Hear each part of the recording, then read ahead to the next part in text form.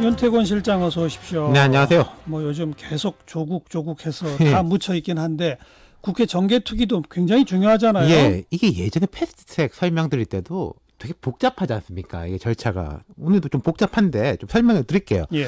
정개특위의 1소위에서 공직선거법 개정안을 가결시켜서 전체 회의로 이관시켰습니다. 오늘. 예, 네. 1소위에서. 예. 그럼 이제 전체 회의에서 되면은 끝나는 거 아니겠습니까? 그러면 일단 정개특위까지는 통과된 그렇죠. 거죠. 이제 그다음 본회의로 가는 거죠. 법사위. 아, 법사위 예, 거쳐서. 법사위로 가는 건데.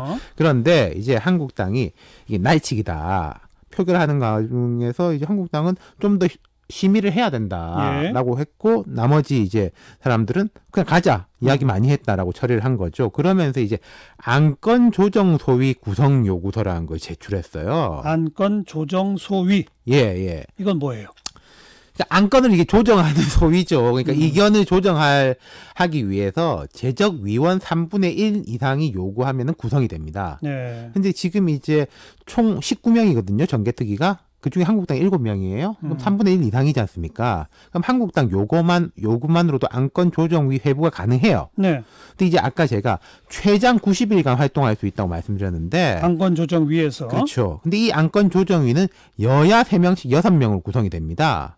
그런데 그럼 여당 3명에 야당 3명인데 야당 중에서 바른미래당 김성식 의원이나 뭐 정의당 심상정 의원이 들어갈 수 있는 거잖아요. 들어가야죠. 그렇죠. 그리고 이제 숫자로 보면은 한 명은 그렇게 되게 돼 있어요. 그러면 4대 2가 되네요. 그렇죠. 그럼 4대 2면은 최장 90일인데 이 4명이 우리가 볼 때는 안건 조정이 다 됐습니다. 라고 해서 또 처리를 하면은 또 넘어가는 거예요. 전체 회의로. 그래도 며칠은 또 걸리겠네요. 그렇죠. 그러니까 이제 홍영표 정개특위 위원장이 오늘 오후 회의에서 장제원 간사 등 한국당에서 안건 조정위원회 구성 요구서를 제출했으니까 오늘 전체 회의에서는 법안을 심사 의결할 수 없고 오늘은 이견 조정 방안에 대해 논의하자 이렇게 말을 했습니다. 예. 그럼 이제 각 당에다 안건 조정 소위 위원 명단을 내라고 할 거예요. 예. 그럼 이제 한국당 시간을 조금 끌 겁니다. 예. 근데 이제 무작정 끌기는 어려울 거예요. 오늘이 26일이잖아요. 네. 활동 시한은 8월 말까지죠. 그렇죠. 그럼 안건 조정 소위 명단 내고 뭐 어떻게 하고 안건 조정 소위 회의를 열어 가지고 4대 2 또 표결하고 네. 그럼 전체 회의에서 이번 주 안에 표결될 가능성은 있네요. 그렇죠.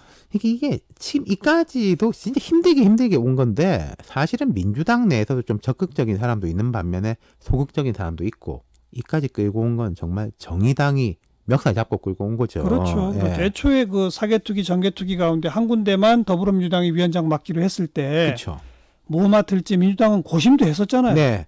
그때 이제 정의당이 민주당을 강하게 압박했지 않습니까? 개혁연대가 깨질 수 있다. 뭐 이런 압박도 했고. 그래서 민주당이 결국 정개특위 위원장을 맡았고 일단 여기까지는 왔습니다. 예. 그러니까 정의당이 민주당을 압박한 거예요. 그렇죠. 그때. 한국당 압박보다는 민주당 압박해서 여기까지 온 건데. 예. 근데 그게 가는 게 있다면 오는 게 있다고 현재 고민거리를 만들었죠. 그렇죠. 바로 조국 후보자 문제죠. 맞습니다. 예. 조국 후보자에 대해서 맨 처음에는 적합하다 논평이 나왔는데 여러 의혹이 불거지면서 신중 모드로 전환.